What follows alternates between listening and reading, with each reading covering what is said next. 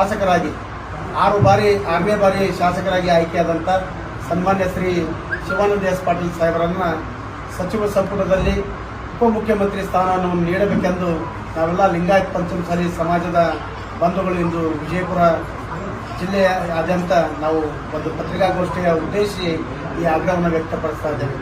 ಸನ್ಮಾನ್ಯ ಶ್ರೀ ಶಿವಾನಂದ ಎಸ್ ಪಾಟೀಲ್ ಸಾಹೇಬರು ಅವರು ನಮ್ಮ ಪಂಚಮಸಾಲಿ ಸಮುದಾಯದಲ್ಲೇ ಅತಿ ಹಿರಿಯರಾದಂಥ ರಾಜಕಾರಣಿಗಳು, ಅಭಿವೃದ್ಧಿ ಹರಿಕಾರರು. ಅವರು ಬಸವನಬಾಗೇಡಿ ಮತಕ್ಷೇತ್ರವನ್ನು ರಾಜ್ಯದಲ್ಲೇ ಒಂದು ಅಭಿವೃದ್ಧಿ ಮತಕ್ಷೇತ್ರವನ್ನಾಗಿ ಮಾಡಿ ನಂಬರ್ 1 ಮತಕ್ಷೇತ್ರವನ್ನು ಮಾಡಿದಂಥ ಕೀರ್ತಿ ಶಿವಾನಂದ ಎಸ್ ಪಾಟೀಲ್ ಸಾಹೇಬರಿಗೆ ಸಲ್ಲಿಸ್ತಾ ಇದೆ. ಇಂತಹ ಸಂದರ್ಭದಲ್ಲಿ ರಾಜ್ಯಾದ್ಯಂತ ನಮ್ಮ ಲಿಂಗಾಯತ್ ಪಂಚಮಸಾಲಿ ಸಮಾಜದ ಶಾಸಕರು ಈ ಕಾಂಗ್ರೆಸ್ ಪಕ್ಷದಲ್ಲಿ 12 ಜನ ಆಯ್ಕೆಯಾಗಿದ್ದಾರೆ.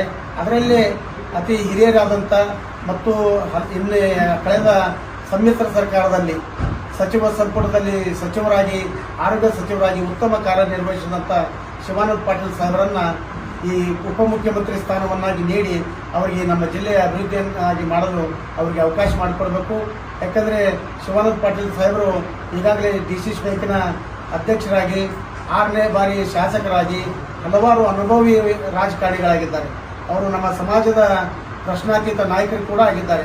ನಮ್ಮ ಸಮಾಜದಲ್ಲಿ ಇರುವಂಥ ಹಿರಿಯ ನಾಯಕರು ಶಿವಾನಂದ ಪಾಟೀಲರು 12 ಜನರನ್ನು ಆಯ್ಕೆ ಮಾಡಿಕೊಟ್ಟಂಥ ನಮ್ಮ ಕಾಂಗ್ರೆಸ್ ಪಕ್ಷದಲ್ಲಿ ಅವರು ಅತಿ ವಯಸ್ಸಿನಲ್ಲಿ ಹಿರಿಯರಿದ್ದಾರೆ. ಆದ ಕಾರಣ ಉಪಮುಖ್ಯಮಂತ್ರಿ ಸ್ಥಾನವನ್ನು ಶಿವಾನಂದ ಪಾಟೀಲ್ ಸಾಹೇಬರಿಗೆ ಕಾಂಗ್ರೆಸ್ ಪಕ್ಷದ ವರಿಷ್ಠರಾದಂಥ AICC ಅಧ್ಯಕ್ಷರಾದಂಥ ಮಲ್ಲಿಕಾರ್ಜುನ್ ಖರ್ಗೆ ಅವರಾಗಿರ್ಬೋದು, KPCC ಅಧ್ಯಕ್ಷರಾದಂಥ DK ಶಿವಕುಮಾರ್ ಅವರು, ಮಾನ್ಯ ನಿಯೋಜಿತ ಮುಖ್ಯಮಂತ್ರಿಗಳಾದಂಥ ಸಿದ್ದರಾಮಯ್ಯವರಲ್ಲಿ ನಾವು ವಿನಂತಿಸಿಕೊಳ್ಳುವುದೇನೆಂದರೆ ನಮ್ಮ ಸಮಾಜಕ್ಕೆ ಉಪಮುಖ್ಯಮಂತ್ರಿ ಸ್ಥಾನವನ್ನು ಕೊಡಬೇಕಾಗಿ ಈ ಮೂಲಕ ಅವನ್ನ ಆಗ್ರಹಪಡಿಸ್ತಾ ಇದ್ದೇವೆ.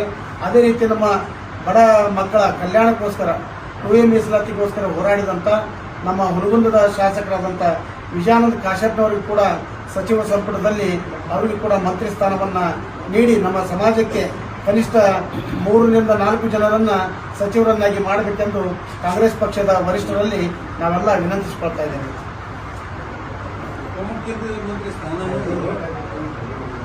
ಮುಖ್ಯಮಂತ್ರಿ ಸ್ಥಾನ ಅದ್ಯಾವುದು ಸಂವಿಧಾನಿಕ ಸ್ಥಾನ ಅಲ್ಲ, ಮಿನಿಸ್ಟರ್ ಲೆವೆಲ್ಗಿಂತ ಕಡಿಮೆ ಅದು. ಅದೇ ಸರ್, ನಾವು 12 ಸ್ಥಾನವನ್ನು ನಮ್ಮ ಸಮಾಜದವ್ರು ಗೆದ್ದೆವು ತೆಗೆದುಕೊಳ್ಳೋಣ.